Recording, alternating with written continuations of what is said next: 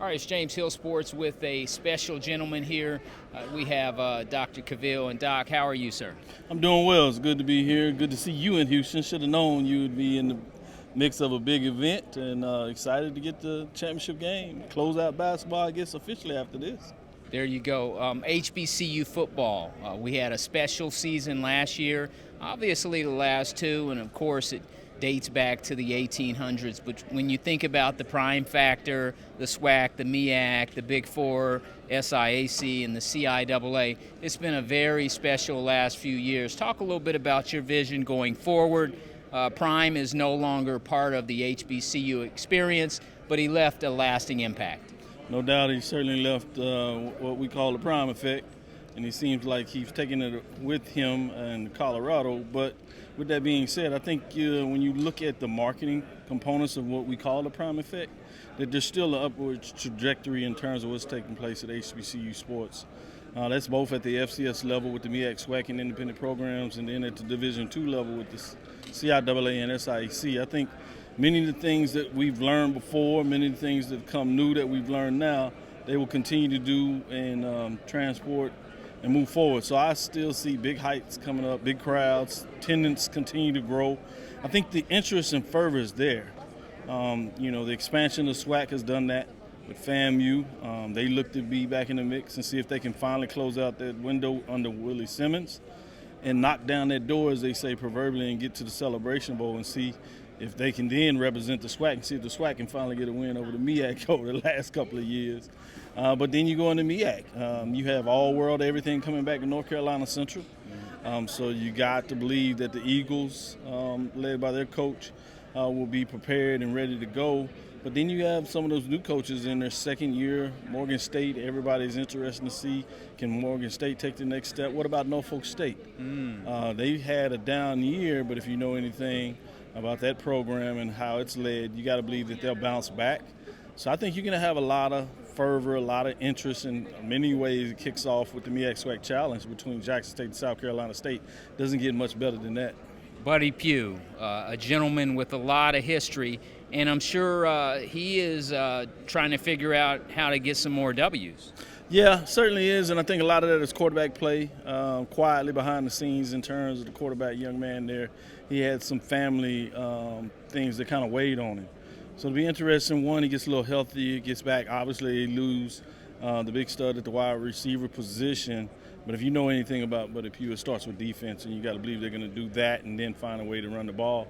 And you go over to Jackson State, you got the all-world quarterback coming back in terms of what that looks like. Can they find a quarterback to replace Shedeur Sanders?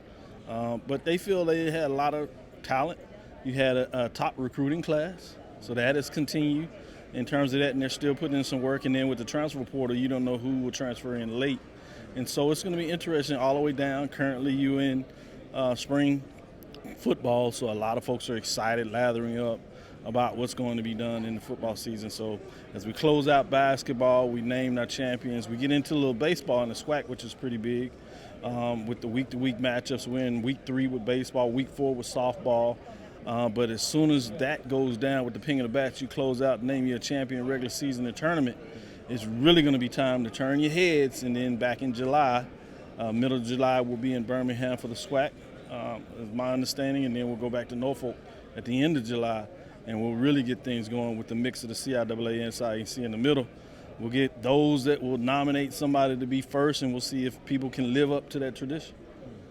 When you look at basketball and HBCU basketball in particular, there was a golden opportunity to showcase talent right here in Houston, and it just happened recently. Talk a little bit about that. Yeah, I happened to be at that game. It was on the campus of Texas Southern University, H&P Arena, so we obviously were quite excited about having it here in Houston, particularly on the campus of Texas Southern University, where they represented.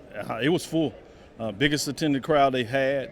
That's my understanding that the CEO, obviously CBS, we're extremely excited about that. Texas Southern, with all the name mention they got there, and then some of the players that played in the game really showed up and showed out. Obviously, Maryland Eastern Shore, that surprised everybody this year.